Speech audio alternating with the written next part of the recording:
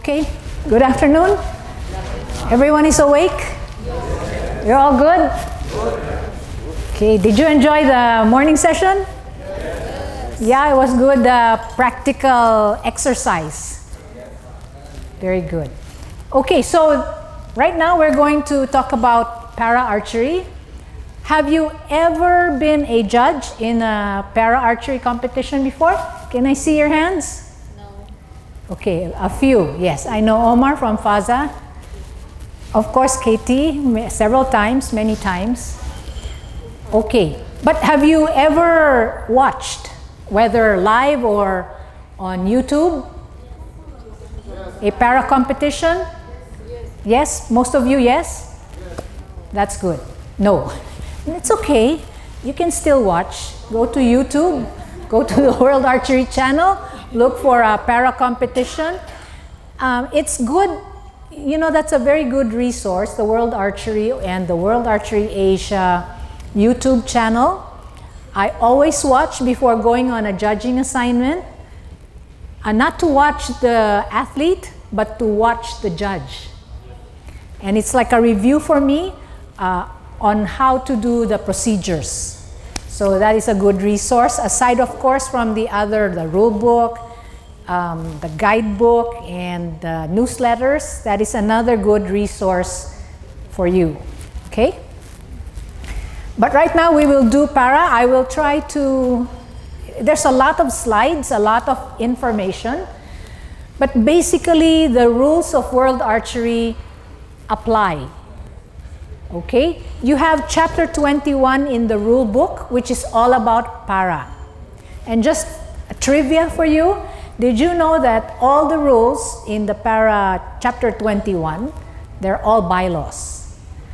Okay, and in that chapter 21, also in rule book 3, there is appendix 2, which is a very good guide resource for the adaptive equipment that para-archers are allowed to use.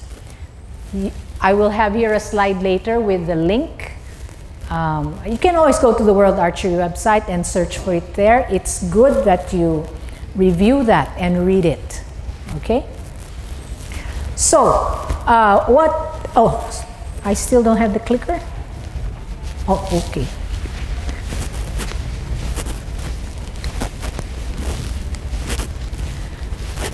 Now, in para, athletes get classified because athletes have different disabilities, and you want to make the playing field level for each and every archer. And so the purpose of classification is to level the playing field so that there is equity among the different types of disabilities. So how are they, or what are the classifications? First of all, the ones who does the classification are what we call the classifiers. These people are physiotherapists. You need to be a physiotherapist if you want to be a classifier. We have a judge in World Archery who is also a classifier. In fact, she's the one who developed these slides, Megan Tierney from the United States. And so I have to give her credit because most of this information comes through her. Okay? So classifiers, what do? They put an athlete in their division. They classify according to the disability. And they also allow adaptive equipment to match the level of their disability. And there is a list in Appendix 2 of all the adaptive equipment. They also advise the judges during equipment inspection. Normally, in an equipment inspection, there is a classifier there who will help the judge. If there is some questionable adaptive equipment, then the classifier is there. You can ask him or her to help you out with that. What don't they do?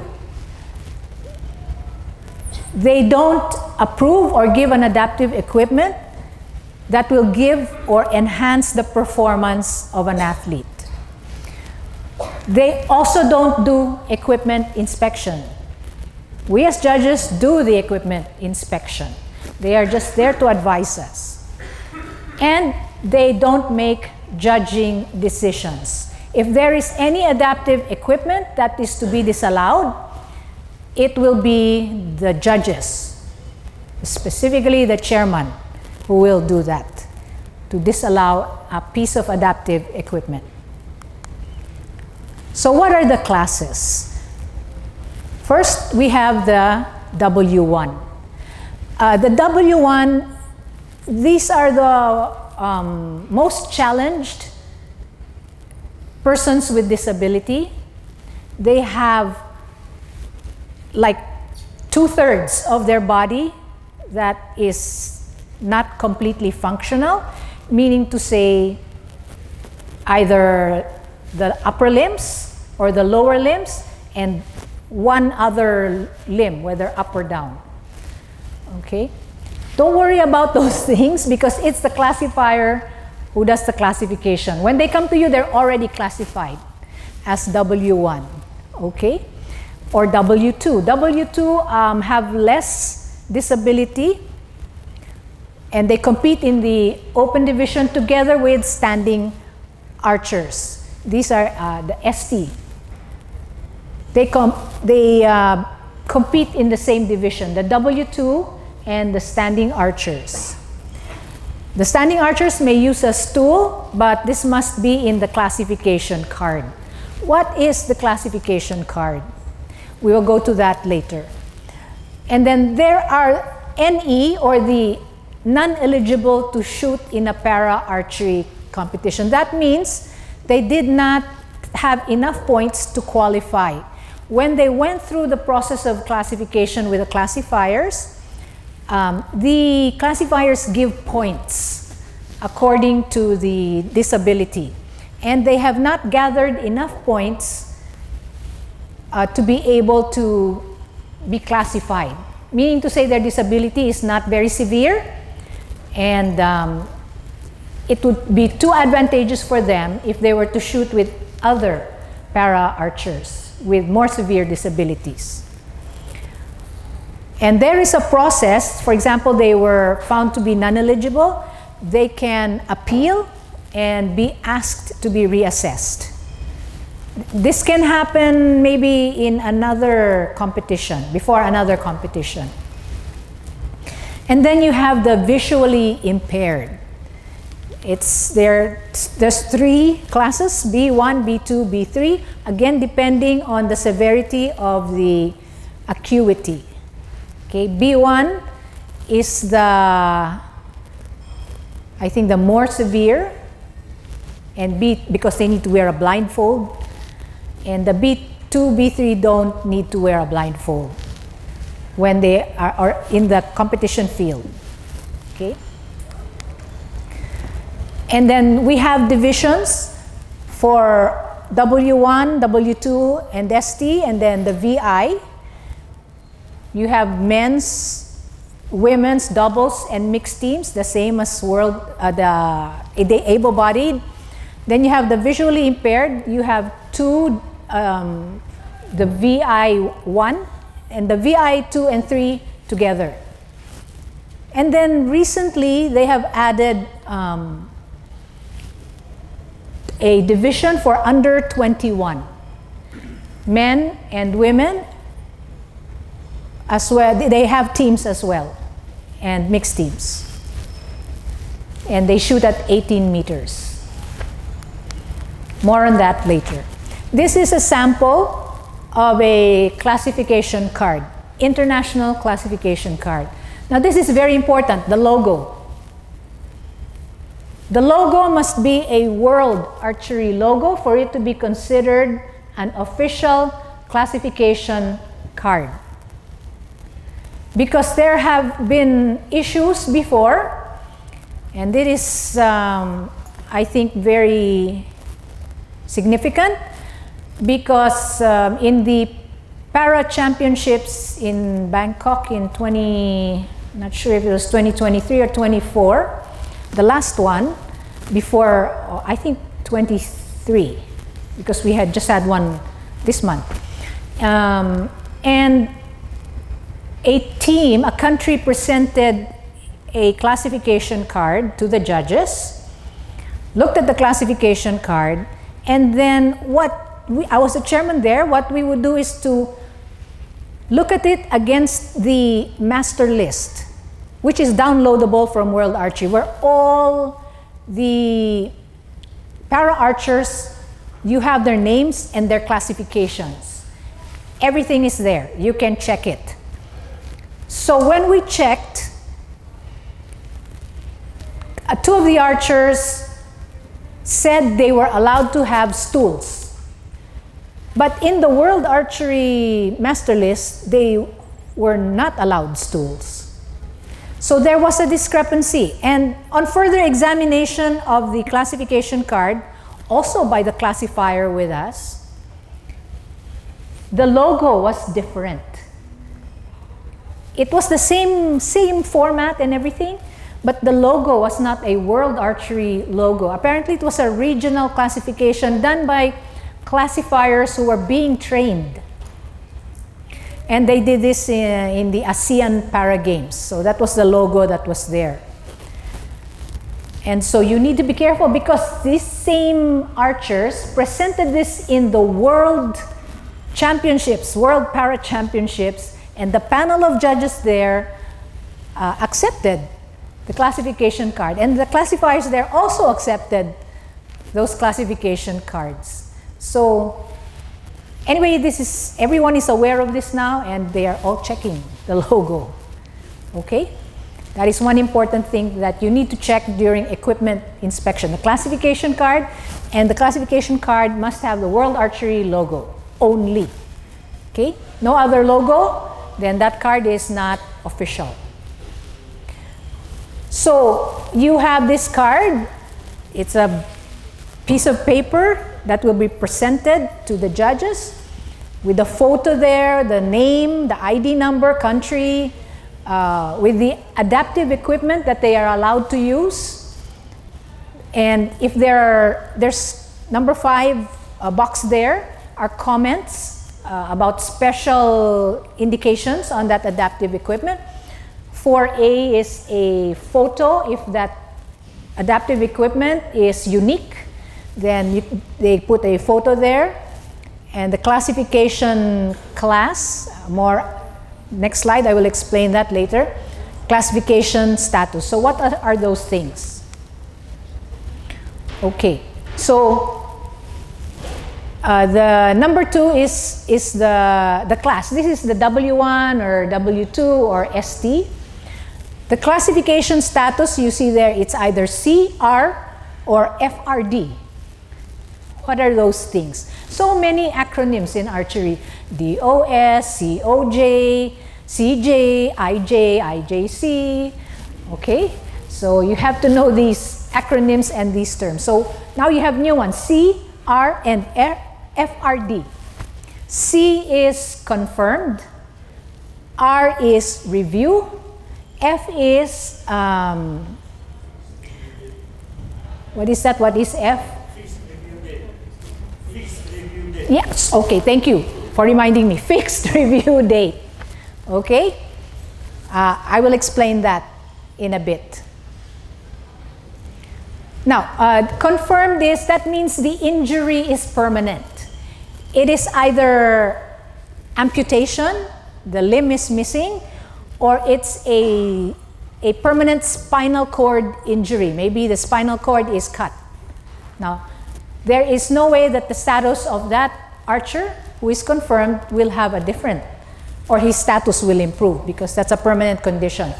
Review is a condition that could improve in the future. For example, you have a very young person who got a spinal injury, and as you know, the younger you are and you get an injury, there is maybe a probability that you could recover or get better. So in those cases, then a review will need to be done maybe after 2 years. Okay, and then you have the fixed review date, meaning to say there is already a date fixed for that review to be done. Okay? Now this is the back of the classification card. Again, don't bother with this. I just want to show you what it looks like. You can read it, it's good, but this is where the classifiers put the points. They'll give further explanations about the condition of the archer, the disability. It's good to read as a matter of information for you, so you know what you are looking at, but it's really not for you. It's for the classifier, okay? Because we are already thinking of so many things. Chapter 21, we have to think about, and the adaptive equipment guide and everything. Now, this was what I was saying about the status. By the way, you will be getting the PDF files of our slides. Is that okay with you? Don't want it? We don't? Okay, we can not give it to you if you don't want it. So.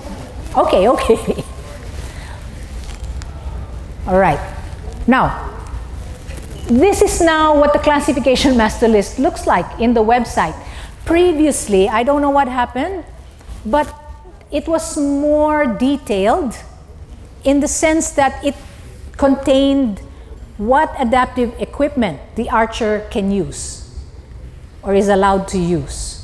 It was there, but this one is simply a master list with the name, the classification, the class, and the status and date of classification.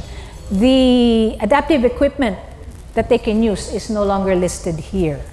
Okay? Maybe in future that will come back. Because I found it very useful. The classifier would give the chairman of judges a copy of the list with the archers who are shooting in that competition so that we can check against the classification card to make sure. Because you can fake a classification card anytime. Now we go to the exciting part, which is the adaptive equipment. There are many judges who don't like to apply for a para competition. The rules are the same. Almost. Okay, there are just some exceptions, which we will go into later. But many feel that it's too much things to do and to look at.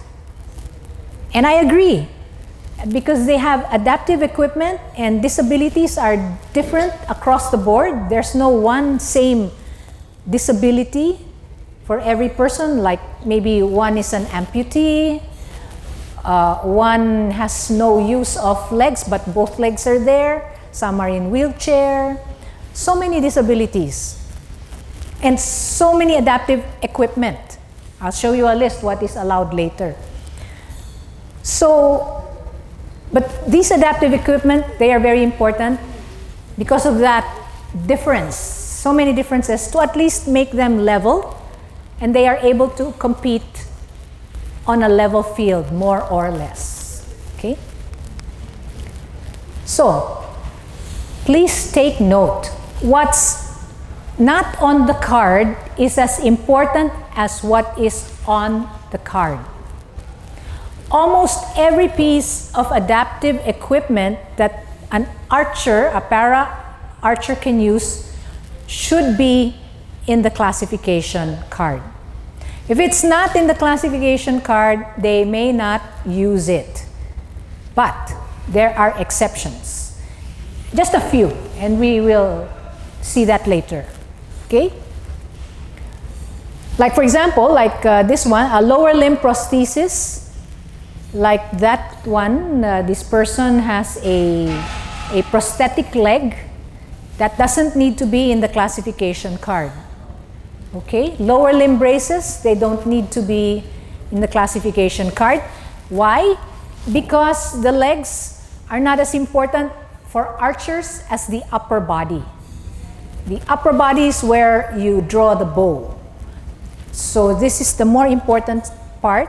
and if they're missing a limb, they can have a prosthetic leg, and no problem. Doesn't need to be in the classification card. You don't need classification card. You didn't need classification card because No, all of them must have a classification card, but if it is a prosthetic leg, it does not need to be in the classification card. They are allowed to use the prosthetic leg. If they are using one, that's fine. Okay? But every other piece of adaptive equipment must be approved by the classifier and put into the classification card.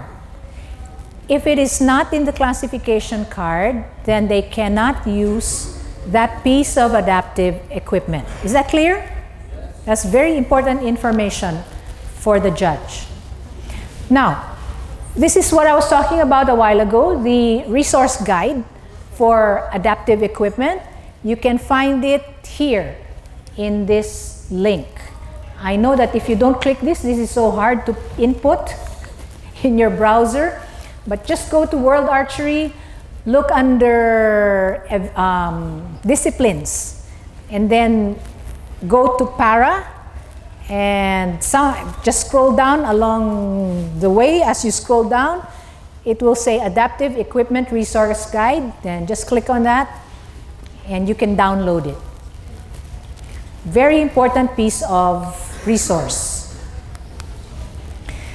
Now, here are the general adaptive equipment that can be used. You have the wheelchair, you have stool, permitted body support or strapping, release aid system because some do not have arms, bow bandage, bow arm aid, bow splints, block or wedge if the legs are not the same length, shooting assistant, and leg strap.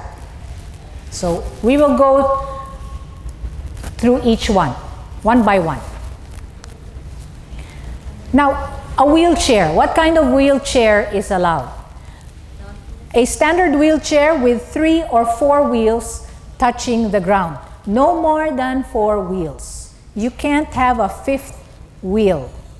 If there is a 5th wheel like this photo, they can adjust it upwards so that it is not touching the ground. Okay?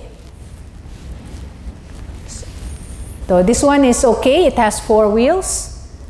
That one has a 5th wheel at the back, so they have raised it and so that it is no longer touching the ground, then that is okay. Now, electric wheelchairs are allowed. But again, we have a length. We will go into that later. How the width of the wheelchair with the archer sitting on it, it's like the shooting space for the able-bodied. Okay? So again, only 4 wheels may touch the ground, and when an electric powered chair is being used, it must be turned off on the line. Okay? They should power off because there might be some accidents that might happen if you leave the power on. So, okay. Now, this one on the left is okay. But what about the one on the right? What do you think? Is that okay? More than 4 wheels. So not allowed. Although it's electric, okay, but it has like maybe 5 wheels or 6 wheels. Yeah. Okay, so that is not allowed. And the wheelchair, this is what I was saying about the width, shall not exceed 1.25 meters in length, including the feet of the athlete. So from the back, at the very end here of the wheels, and the tip the toes of the archer should not be more than 1.25 meters. Okay? And here is another important thing for the wheelchair. The highest part of a wheelchair that the athlete can lean on needs to be 110 millimeters below the athlete's armpit. So, from the handle, because the archer can lean back on that, from there up to the armpit at full draw should be at least 110 millimeters. Okay? It cannot be smaller than that because that would present an advantage. Why? We will explain that later. So here are ways to measure that. You can do this with a measuring tape, the block there, find the highest point of the chair, the armpit, and then have that. Or some are, you already have a wooden block maybe that is already 110 millimeters and it's simpler. Just do that. He has a clipboard, this judge, and you can see very quickly. If you bring a 110 millimeter, even a ball pen, measure it, put a marker, 110, and you have a reference.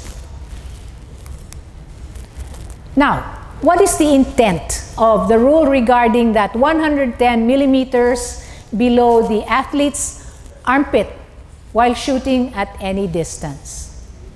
Because no part of the wheelchair may support the bow arm while shooting, because this will give an advantage. If the bow arm is supported by something, then that gives an advantage to the archer. Why is that? So it's like your 110 millimeter, that's still like your bow arm 110 millimeters away. Why do you think?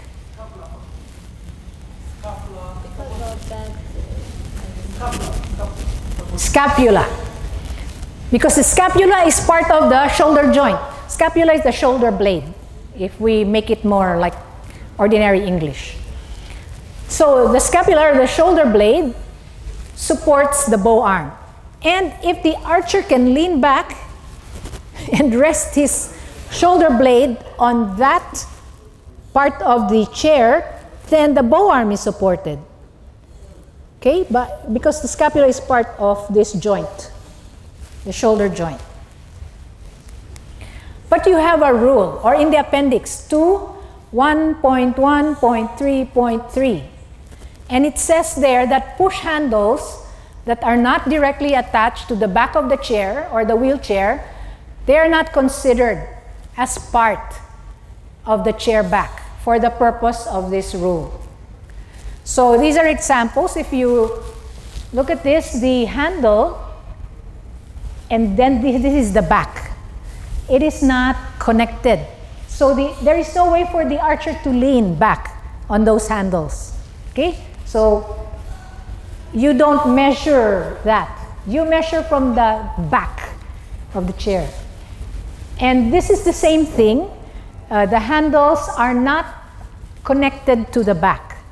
And there is no way that the archer can lean on those handles. Okay? So that is the intent of the rule. If it's not supporting the shoulder blade or the scapula, then you don't measure from the handle, but from the highest point of the back of the chair.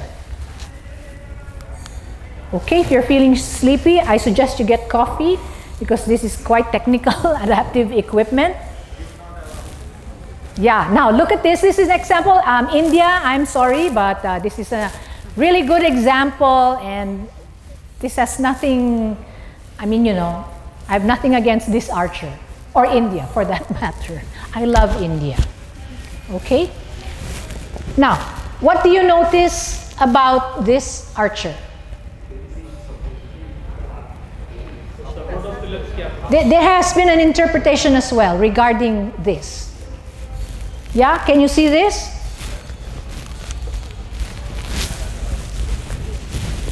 It's so nice, don't you think?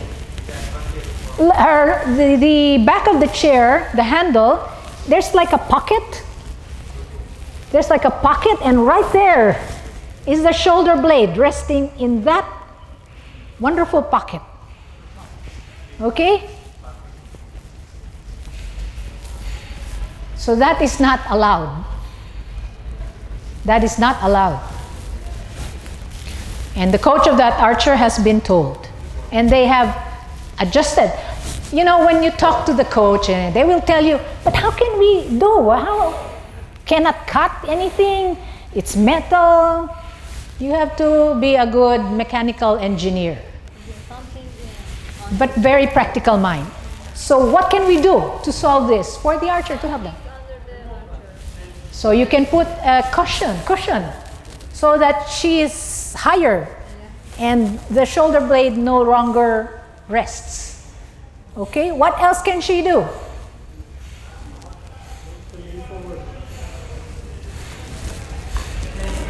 She cannot, it's very hard. It's already the competition to make them change their form. That is almost next to impossible. They can remove the handle, because that is removable. Okay? So as a judge, it's not enough that you say, oh, this is not allowed, you're disqualified. Okay? This was practice. That's why it's important during official practice that you check them on the field. And you can help them. And the coach will try to give you excuses and blah, blah, blah. You need to be smart. And you have to think practically as well. Because there are solutions. Simple solutions that don't require sawing or cutting. Okay? So, when I took this photo, at the next competition a year later, you see the difference with her chair? So they have made a solution. And now is that okay? Yeah, okay. So nothing now is supporting her shoulder blade. This was during qualification round. Right, here's the problem. That is why during the competition, you have to check the archer always, because they have a tendency to slouch because they get tired. And they begin to slouch and you lose that 110 millimeter. So you need to remind the coach to tell the archer to sit up properly so that it's still 110 millimeters. Because during the finals, I was not a judge, I was jury. The most wonderful, exciting job ever in archery is to be in the jury. Okay? Don't make that your goal. You are doing nothing, absolutely nothing. You're so bored because you have to be on the field. Yeah, Peter? The whole time the competition is going on, you have to be there, but you're not doing anything. But you need to be there because if an appeal is lodged or submitted, you need to be there to make a decision, the jury panel.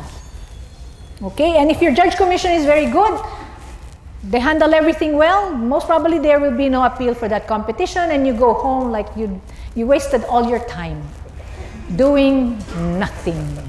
Okay, so don't aspire to be jury. Judge is a wonderful job. Wonderful, most especially in para. Okay, there you go. Okay, what difference do you see? The photo on the right.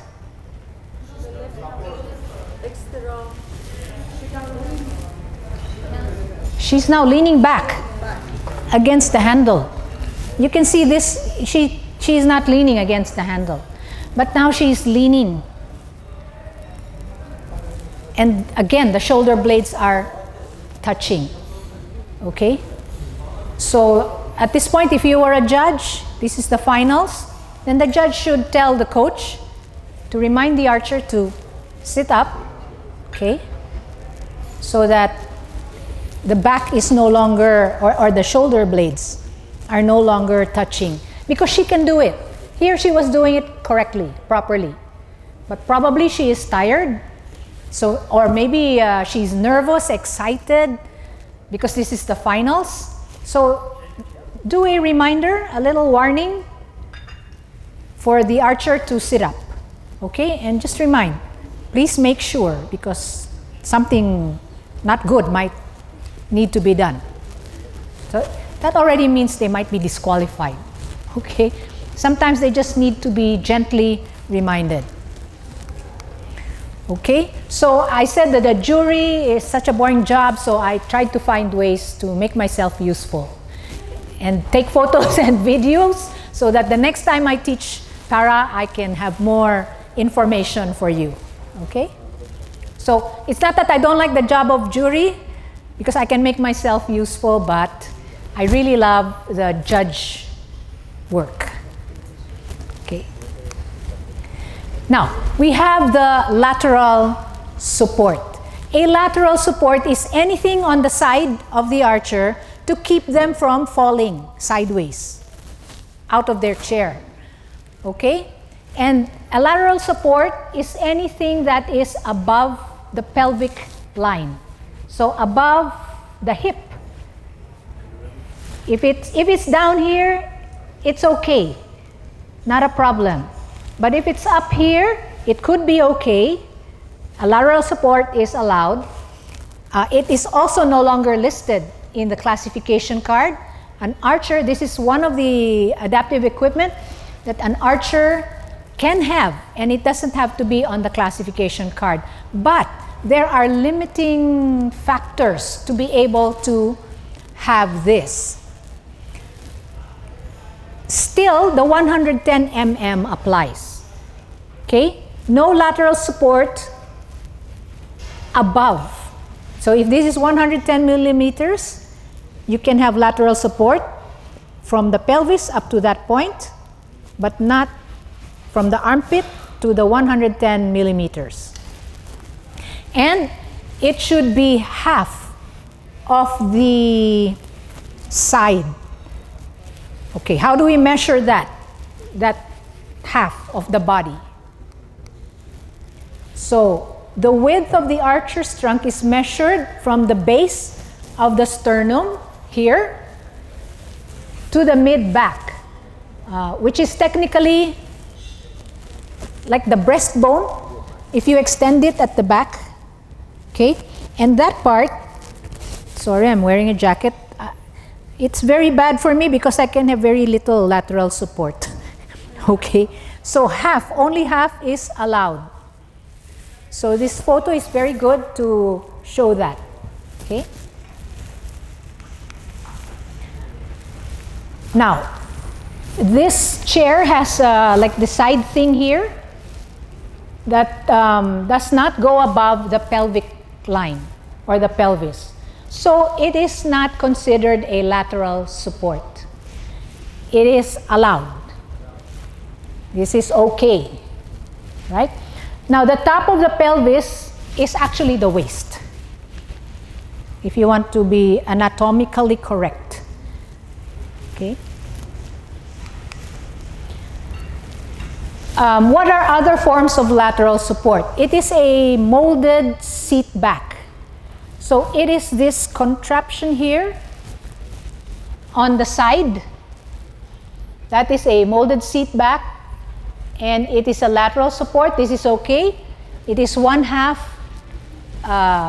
the width of the side of the archer's body. What are uprights? Uprights are this one, and then the handle becomes the lateral support. Okay, so those are both legal because they are what? Half. Okay. Protrusions. This is an example of a protrusion. So is this more than half? Yeah, obviously, so not allowed. But this can be adjusted or folded. And that's what he did. Is this now okay? Okay. It's now allowed. This one, the armrest, it is not acting as a lateral support. The photo on your left, okay? Because it is where? Yeah, it is here in the pelvis. So that's okay. But this one, the handle, is that okay? No. Not okay. Why? It is now above and it is more than half. Okay? So that is not allowed. Now this guy I encountered so is that allowed? Not allowed, right? And so I told the coach, please adjust that. And he said, how can? Not very good in English. How can fix? Because metal, no time to cut. So I said, well, maybe you can bend it, or you try, I said. Because this is not allowed, he cannot shoot with this. So after a while, he got it with the foot, tried to bend, and this is now the result. Okay, Archer is also very happy because he can continue to shoot. Okay? So these are fun things. You need to be very respectful. When you do these things, you talk to the coach or the team manager, not the archer directly. And you communicate with them in a manner that shows that you respect them, but at the same time you are firm. Okay? Don't go there and not allowed. Not a good thing to express. Okay? Because this way, then you get their cooperation and they can still shoot. Now, strapping. Strapping needs to be on the classification card. It is allowed if strapping is indicated there. The W1 archers are allowed any amount of strapping, but it has to be listed in the classification card. But for W2s, they can only use one 5 cm width of strapping horizontally around the trunk, and it must go around the chair as well. It cannot be just the body and the chair is not wrapped. It has to wrap around the chair as well. And it must be 110 cm below the armpit. Okay? So, these are examples. These are W1. So the photo here on the left, it's more than 5 cm. So that is okay because this archer is W1. This one, he has crisscrossing. It's okay because he's W1 and it's on his classification card. Okay? But always, no support should be given to the bow arm while shooting. That is why these strappings cannot be rigid, cannot be stiff or hard. Now, for W athletes, as we mentioned, again, strapping must be indicated there for them to be able to use it, and only 2 inches or 5 cm wide at any point. At any point. Wound horizontally only around the body. Okay? And it must be attached to the wheelchair and at no time should be more than 110 millimeters from the armpit. Okay? So the one above is okay. The one down here, the width is okay, but you think the 110 millimeters?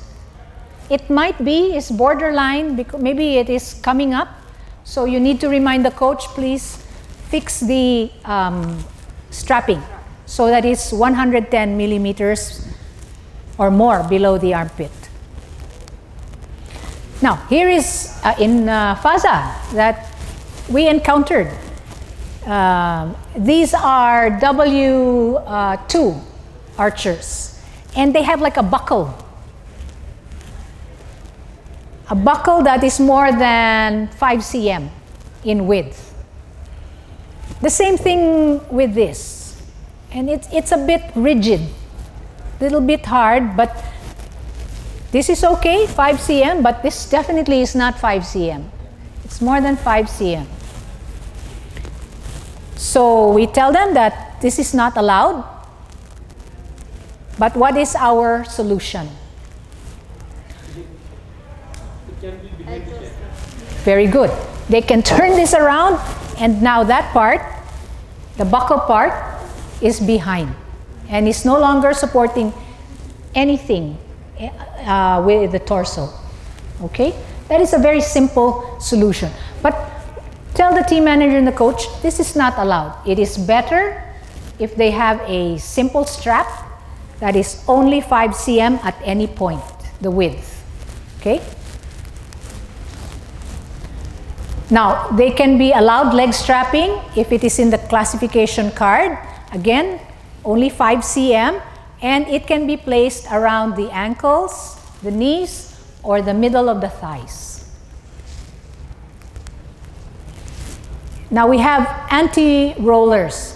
These keep the chair from moving when an athlete stands up.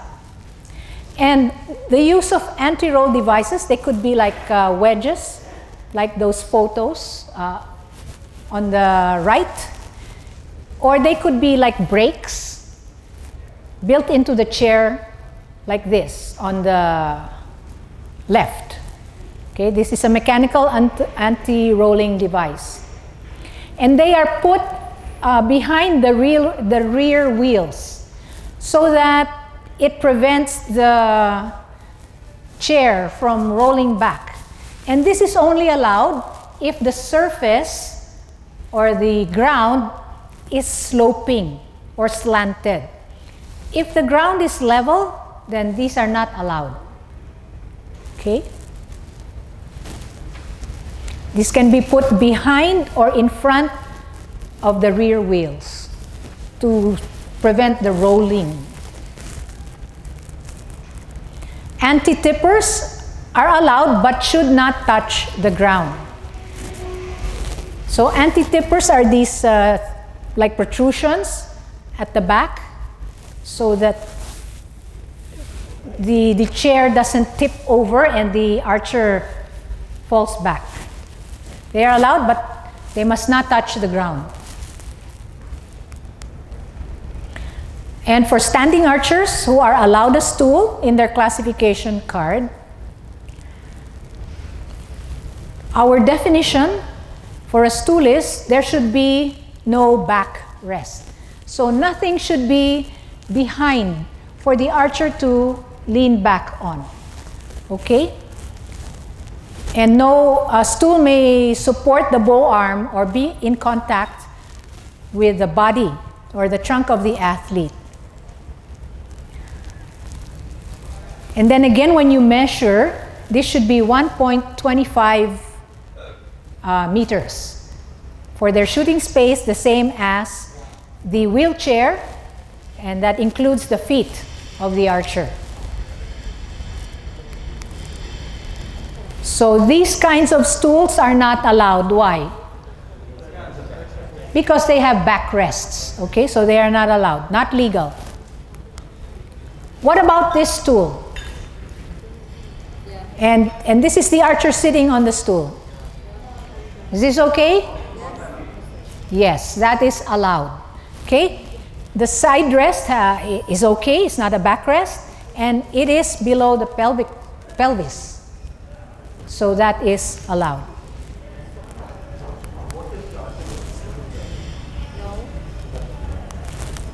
I think it would be very hard if he will sit on this with that behind because something's also in front. And he would probably not use it that way. Okay?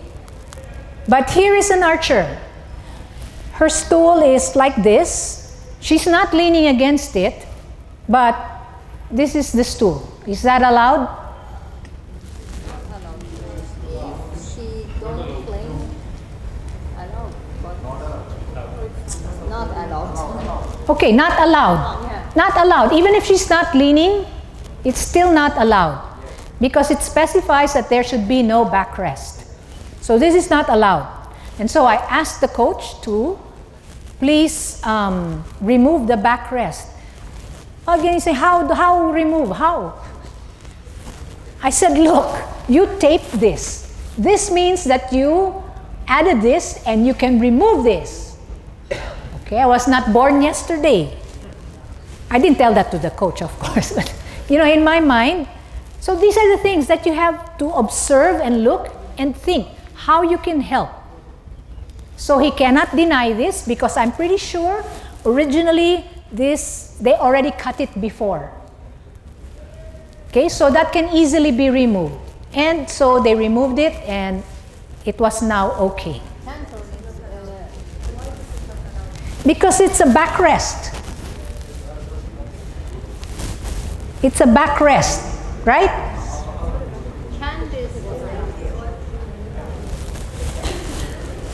No, it cannot be. A backrest is not allowed in a stool. Well, then what is this? What is this? Is that a backrest or is that not a backrest? So it is not allowed because it's a backrest.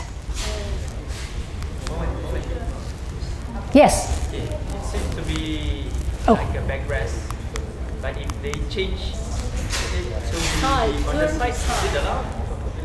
Can Yeah, can, yeah. But it's hard to sit on it because of the legs. It might be an obstruction for her. That is another solution maybe, if they want. Okay? Then we move on to the release aid systems. So some archers are missing an arm and they have to find a way to be able to release. So a simple harness is okay, like this one. And unusual release aid systems should have a photo placed in the classification card. What are some other examples of release aid systems that are legal? So all of these are legal. Okay?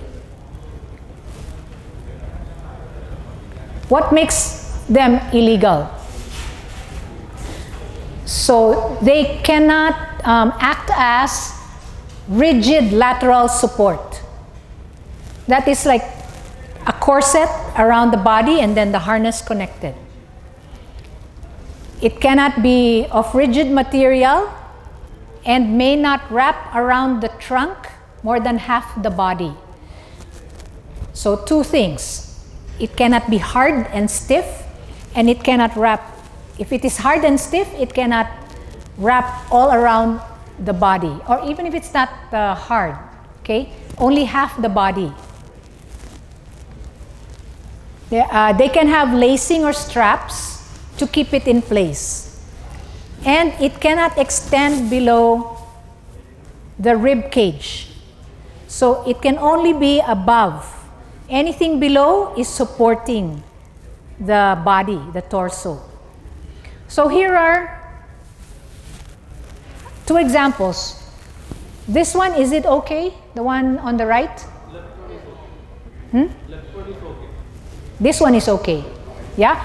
Because it is not more than half and it's not rigid. What about the one there? On the right. So not allowed because it is under the rib cage. That is illegal.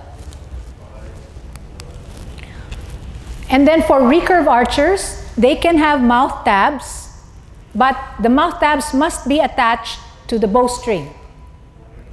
Permanently attached to the bowstring. So the mouth tab does not need to be in the classification card. Okay? So when you see a recurve archer with a mouth tab on the string, that is okay. But if the mouth tab is not attached permanently to the string, it's not okay. Then you have the bow arm bandage, because they use this to secure the bow grip to their hand.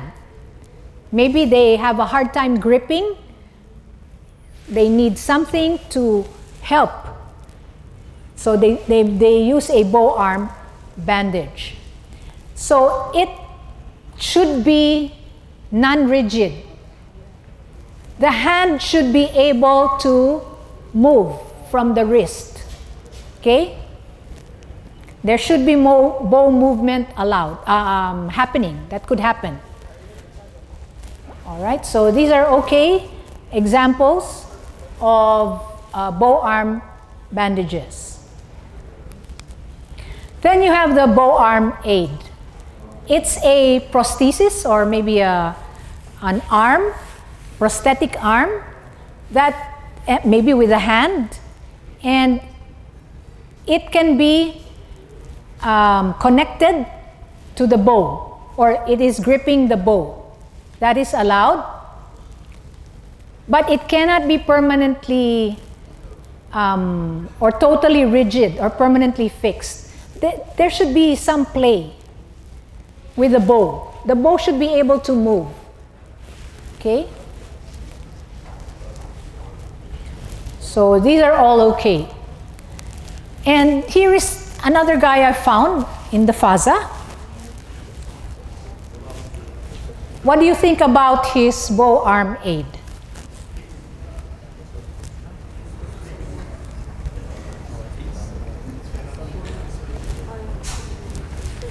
Not move. Don't have move. Okay, this is not legal. This is not, it's actually a crutch that he made into a bow arm aid. And this guy, during the equipment inspection, did not present this bow arm aid. It was a different bow arm aid. I asked all the judges, did you see this during equipment inspection? Because he shouldn't be, this is already elimination.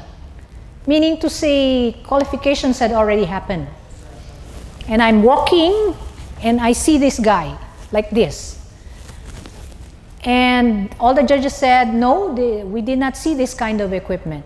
So that meant he had another one, which was legal. And he is using this one. He changed it. Okay? So I told the coach, Coach, I think you have another one that you presented during the equipment inspection. Please produce that. You have, I think this was like 15 minutes before the competition. He was still setting up, and there would be practice, so there was time. And the coach says, oh, but it's in the hotel, and it will take more than that time. And you know, the hotel is just there, less than a kilometer. It's a Bustani in Faza. It's just there. I said, you can go and run. We will wait. Time is still good.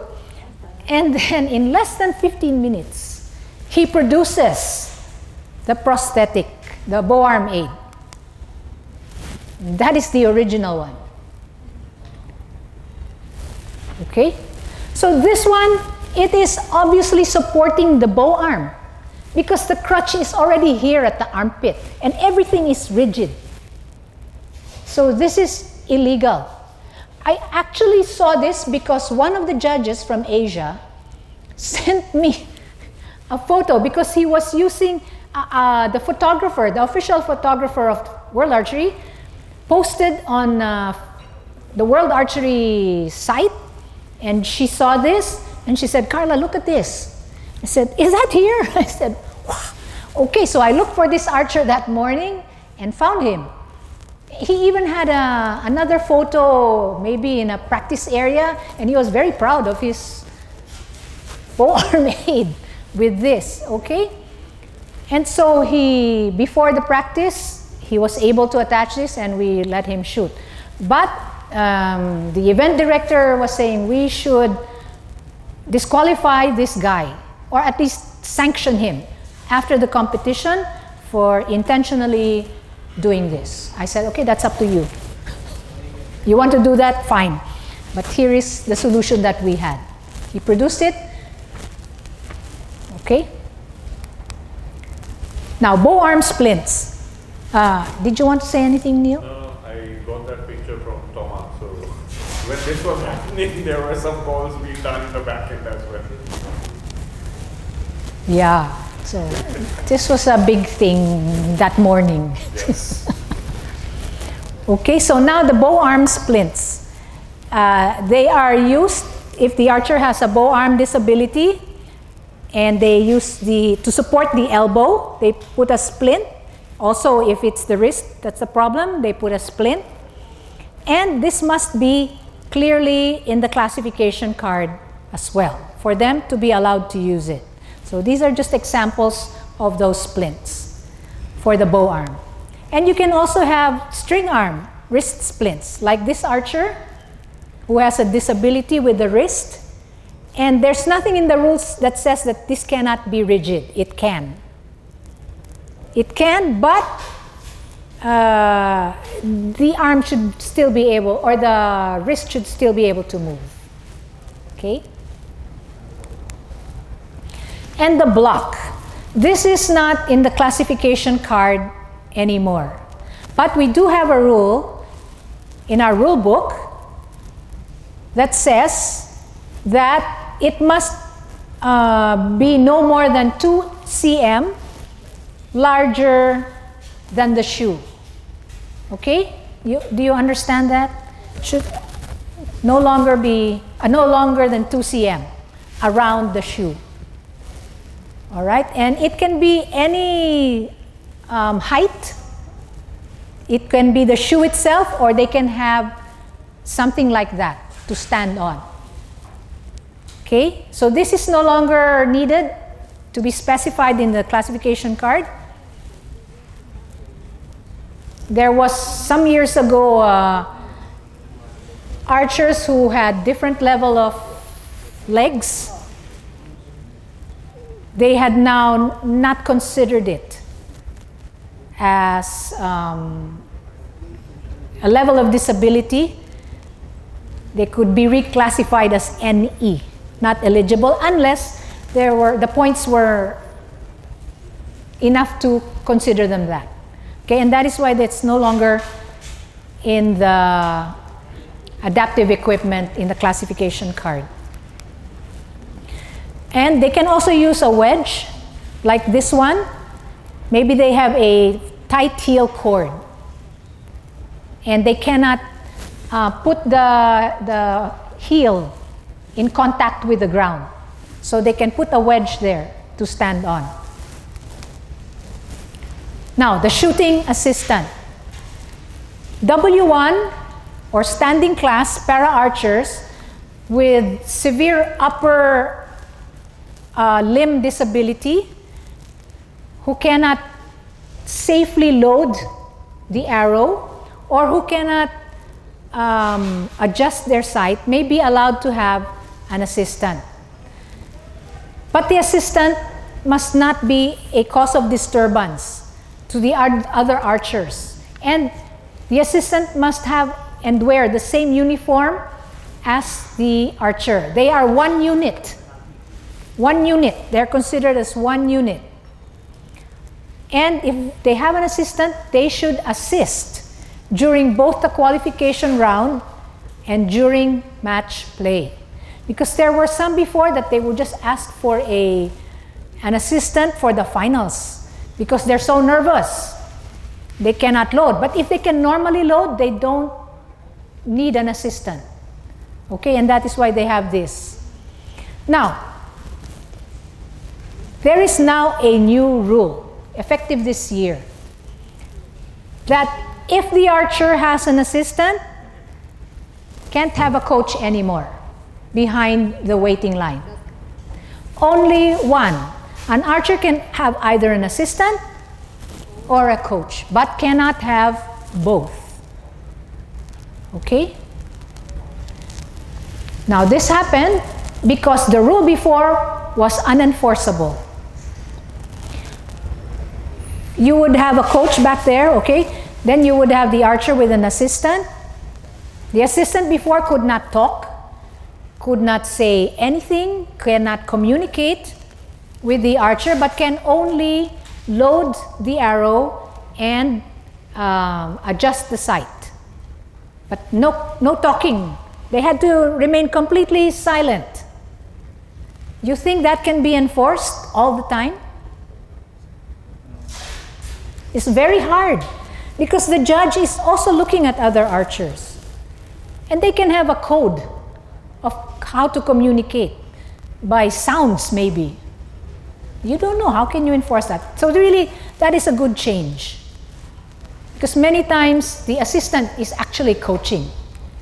Okay, so there is this new rule. Now they can have an athlete's agent. They can do the scoring for the para-archer because it would take too much time and it would be too difficult for the archer to go to 70 meters or 50 meters to have their arrows scored. So they can have an agent, and in large tournaments they should have one agent per archer so as not to delay the shooting, because if you had one agent for 3 archers, that would take a long time to finish. Okay? Sometimes the organizers would provide agents for this purpose who will come in with a bib or something to identify them, provided by the organizer. So, because many times you don't have enough in your team. You just have the coach, the team manager, and the archers. So maybe they are not coming with an agent because it costs more to bring an agent with you.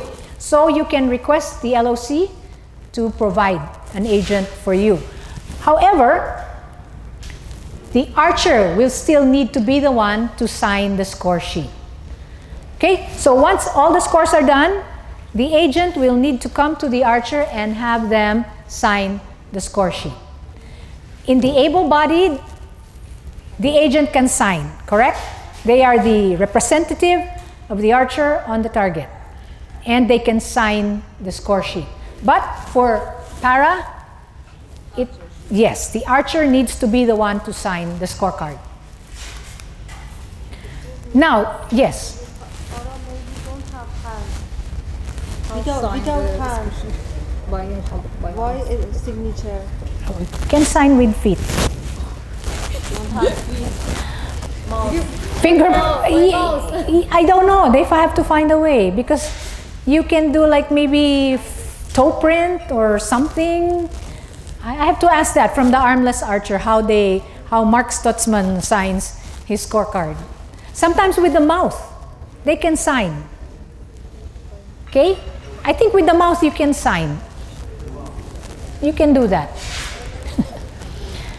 Now, for armless archers, there is an interpretation coming soon about string stoppers and back braces on risers. If you know, most of the time they use their leg as the bow arm. Okay? The riser is like that, and then maybe they have a harness or they're pulling like this. And it is hard sometimes if the bow has a brace to not touch the ankle or maybe a part of the foot against the brace. So this may be an issue, but hopefully a new interpretation will make this situation clearer. Okay, so let us see. At the moment, actually, if there's a brace, then they shoot, even if it's touching. For me, they're already having a disadvantage because they have no arms. Okay, and they only have their legs. So, but because the rule is stated as such, then I think maybe a rewording or an interpretation will need to be done. Now, equipment inspection. What do we look for? Because this is very important. It is the same rules as World Archery with the following exceptions for W1. The peak draw weight for W1 is 45 pounds. They are not allowed peep sights or scope sights. They can use the sights that recurve archers use. They can only have one, either a lip marker or a nose marker. Level devices are not allowed, but release aids are okay. Both straps and body support protrusions are allowed. They can have any amount of strapping. They can have lateral support together. It's okay.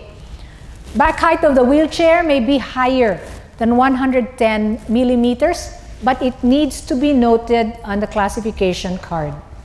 If it's not noted, then it's not allowed. And an assistant should also be listed in the classification card. If the assistant is not listed on the classification card, then they are not allowed to have an assistant. Okay? Now, for equipment inspection, make sure that the area for equipment inspection is large enough, because you will have wheelchairs coming through. So you need quite a lot of space. More space and easy access to move in and out. Make sure there are no steps so that the wheelchairs can roll through. Shouldn't be muddy, or the terrain shouldn't be uneven. And for the 125 cm, you can use a tape, measure 1.25 millimeters, or target pins, maybe from one end to one end, and that's 1.25 meters, or 1.25 meters. Sorry, that shouldn't be cm. That is wrong. I will fix that. Okay? That should be meters. And now it is simpler, because before the stool was 80 cm. You had a box for the stool, and you had the line for the wheelchair. Now it's just one. Simpler. Because it doesn't make sense. How come you allow 1.25 and then only 80 for the stool? So anyway, always check the classification card. These are the things that are necessary to do during equipment inspection. And everything like bow and arrow inspection is normal, as like able-bodied. And make sure if there is any adaptive equipment, it is on the classification card, except for what? There are some items that don't need to be there, like lateral support, the blocks, what else? Mouth tab. I think only those three things. And you still need to check for the bow, the compound bow draw weight. Sometimes it is the team manager or coach who will do the drawing of the compound bow and not the para-archer, and that is fine. Okay?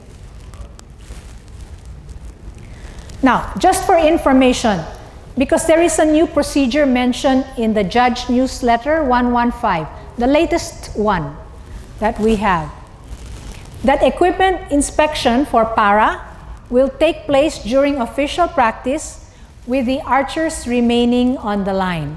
That means they don't go anymore to an inspection area, but the judges come to them on the shooting line to inspect. Okay? But please note that this is only to be trialed at the World Para Championships in Korea this coming September. This particular provision or rule. And then if it becomes a permanent change, then we will all be informed in due time. Okay, so they will try this out in Korea this September. Now, the field of play.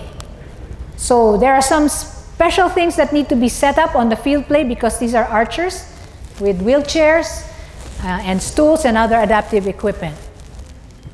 So archers may stay on the shooting line the entire round.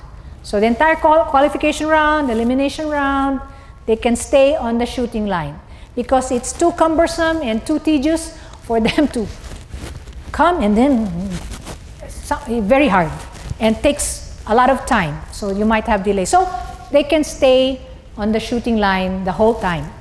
Okay? For all para events, same World Archery rules, except what is the space allocated for able-bodied? Minimum 90 cm. For para, minimum is 1.25 meters.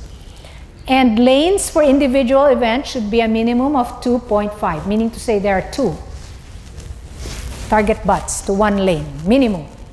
And it's the same thing for doubles or mixed teams. Minimum is also 2.5. Because now, doubles, the team event is 2 people of the same gender. Before you had 3, okay? But now there's more participation because it's just 2. More countries can participate. And it's cheaper for the teams. Electronics. The Para and Judges Committee have agreed that archers may have their tablets, their electronic devices, cell phones, to do social media, but only in between.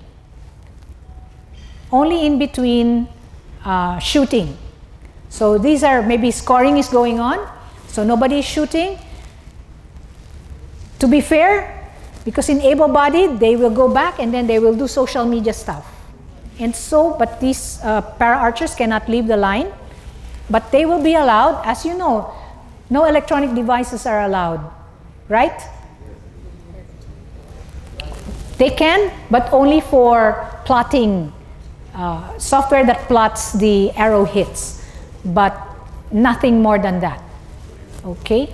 But they can use these tablets to do social media stuff during scoring breaks, but not while shooting is happening, okay?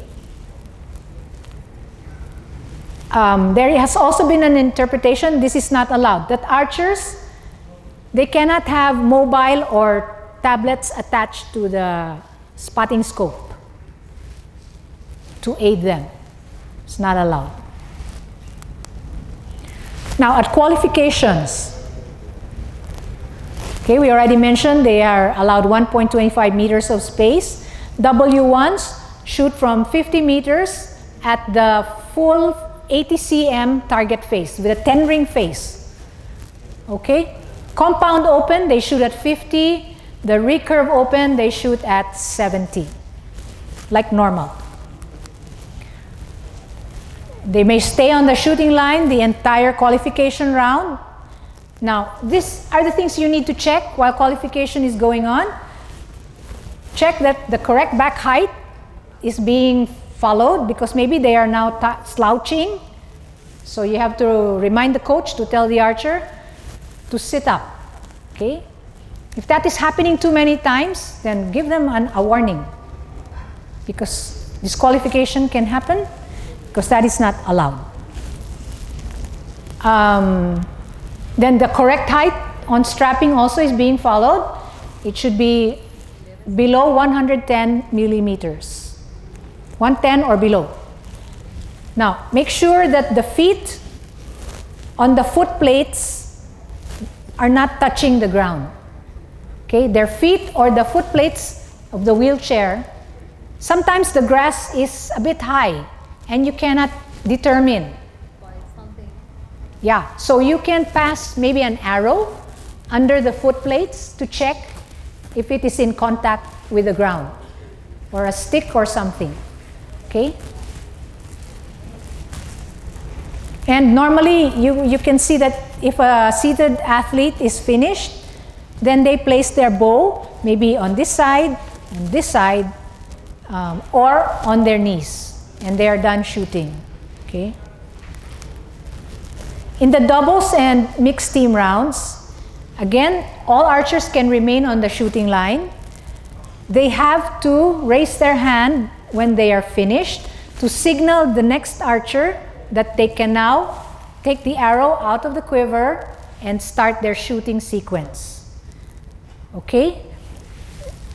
They cannot have, like, when they do this, okay, like I'm maybe archer number 1, I shoot, and then I raise my arm.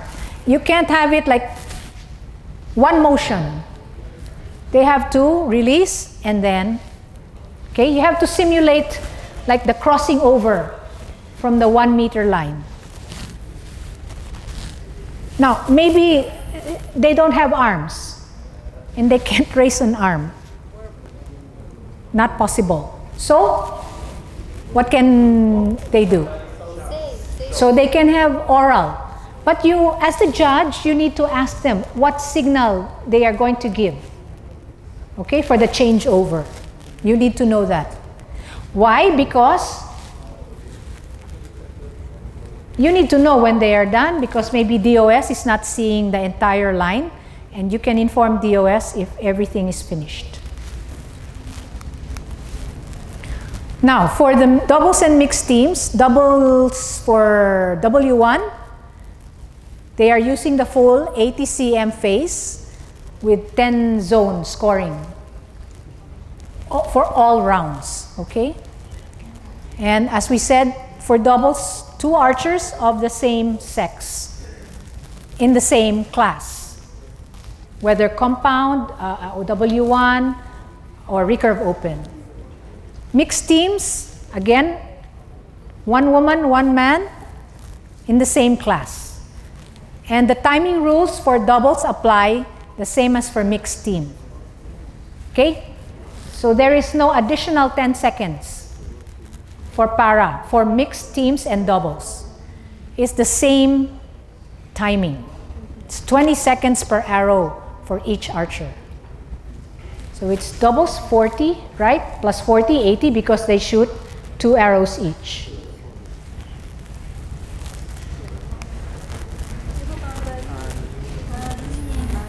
Oh, you know this guy? Yes. Yeah, Amin.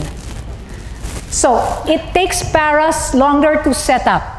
So don't rush them, okay? Because they have to set up the chair, set everything, the coach is helping them.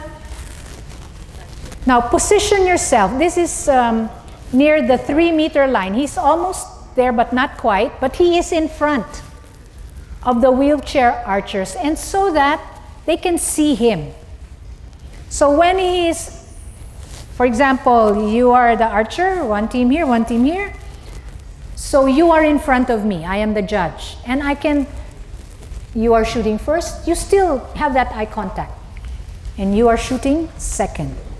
Okay? But if I am in between the 2 of you, it's very hard for you to see me.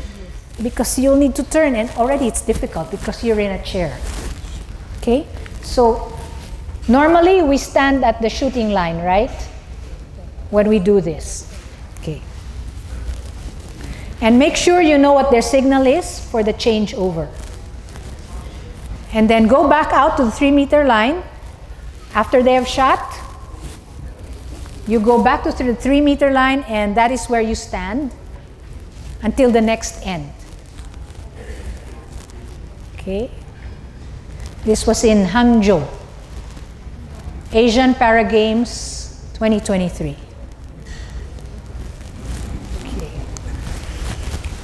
Now, eliminations. The rounds are the same format as able-bodied. W1 athletes use cumulative scoring, not set system. Cumulative scoring for W1.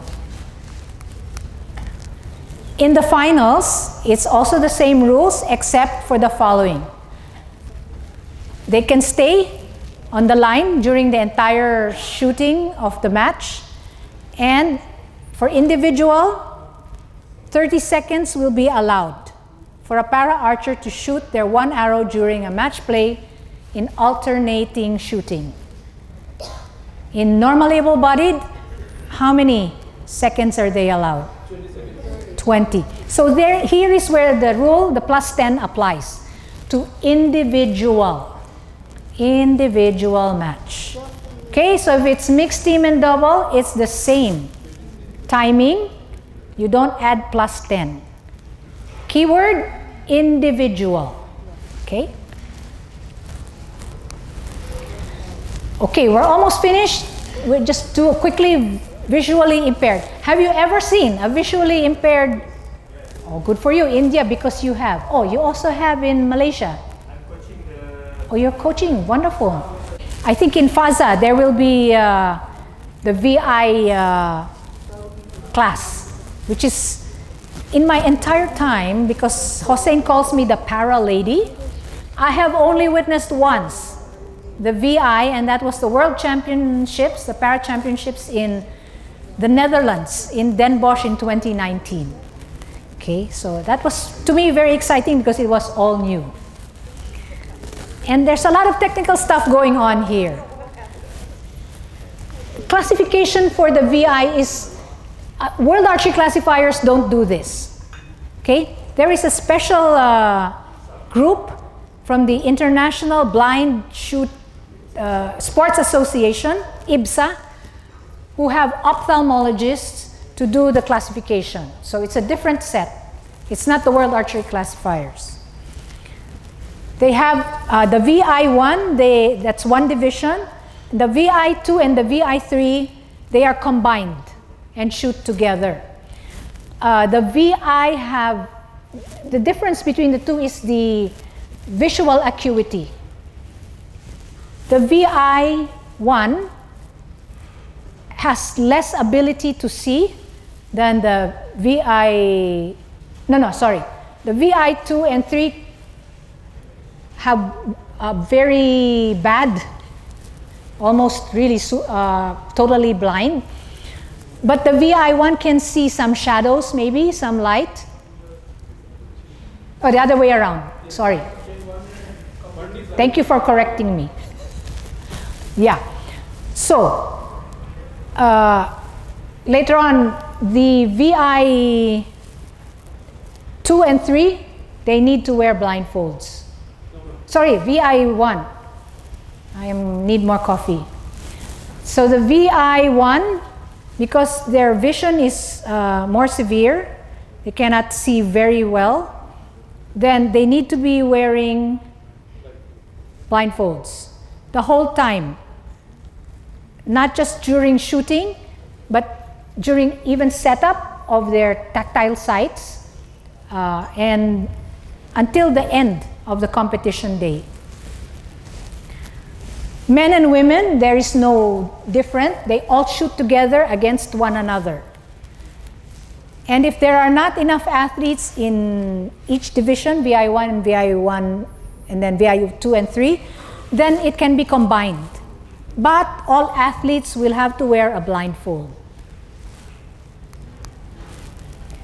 And for equipment, the blindfold can be a sleep mask, wraparound glasses, or goggles, as long as nothing can be seen. And judges can check the equipment and they can recheck, just like the able-bodied. A VI1 athlete, as I mentioned, will wear the blindfold all the time until the very end of the competition. Okay? Now, all athletes must use a tactile sight. What is a tactile sight? Of course, they cannot see the normal sight because they have no vision. But they need a sighting system to be able to be consistent in hitting the target. And a tactile sight is something that looks like this. It is using contact with the back of the hand. From the wrist up to the knuckles. In between the knuckles, you can, but not in between the fingers. That is not allowed. Okay? So that is the only area that is in contact. And the tactile sight, the area in contact with the back of the hand must not be more than 2 cm in any direction. And should be always in contact with the back of the athlete's hand. Okay? Now, this is an example of the judges inspecting the tactile sight. Of course, the archers do not go for inspection, but the judges need to come because this is a little bit complicated in setting up on the field. You see a lot of numbers there, but maybe in your lifetime you will not see this or you will not be a judge, but this is good for you to know. Okay, so there are regulation sizes or rules, like how the width of the stand or foot locators, there is a measurement for that. The space in between tactile sites, there's also measurement for that. It's all here. It's in the rule book as well. I will not go into that say all the distances and everything, the measurements. This is an example. The foot locators in contact with the foot should not be like more than 6 cm or 2.5 inches. And that's an example of the tactile side. Should not exceed 2 cm in any direction. Athletes may shoot either recurve or compound bows within the same class. The compound bow may be shot with either fingers or release. This is W1. And compound bows are restricted to a peak draw weight of 45 pounds for both men and women. And they are allowed a spotter. And what does the spotter do? The spotter must sit 1 meter behind the shooting line or behind the athlete. Okay? And their role is to tell the VI athlete where the arrows are hitting. Okay? The position of the arrows in the target face, and also to inform them if there are any safety issues. Maybe there is somebody crossing behind. So the spotter will need to inform the archer for safety reasons. As they give coaching instruction or as they talk to the athlete, they must not disturb the other archers. And when the athlete is finished shooting, the spotter will go behind the waiting line. Okay? So this is an example, a photo. You see the VI athlete. He has his sighting device, the tactile sight. Then you have sitting down, the spotter. The spotter must be sitting down 1 meter behind the athlete. Okay? So you have an idea what that looks like. And again, the archer can stay on the shooting line the whole time, or he has the option to go back behind the waiting line. And the spotter may only adjust the sight in between the shooting, okay, or during scoring breaks. They cannot be the one to adjust while shooting is going on. The archer can do that, the adjustment, if adjustment needs to be done. And the spotter can guide the athlete if the athlete wants to go to the target to score and back. The spotter shall do the scoring for the athlete, but each archer will need to be the one to sign the scorecard. And they are, again, one unit, so they must have the same uniform. Okay? And during individual matches, they can only have either a spotter or a coach, but not both. So only a spotter or a coach, not both. And these are the rounds, the VI 30-meter round. This is for the qualification round. They shoot 72 arrows on full 80 cm face. And this is what is used in all world archery events. In the Paralympic round, which is equivalent to the Olympic round or the match round for able-bodied, still at 30 meters using 80 cm 10-ring face, full face. And it's shot in a series of matches in groups, each match consisting of the best of 5 sets. So it's a set system for the VI. Same with the final rounds. It's set system. Okay? And please note that because the tactile sights are pegged to the ground and they take a long time to set up, not like in the finals of able-bodied where you have archers together, one here. This one, maybe one archer is in target 1 and the other one is in target 5. Okay, that is okay. That is the way they shoot.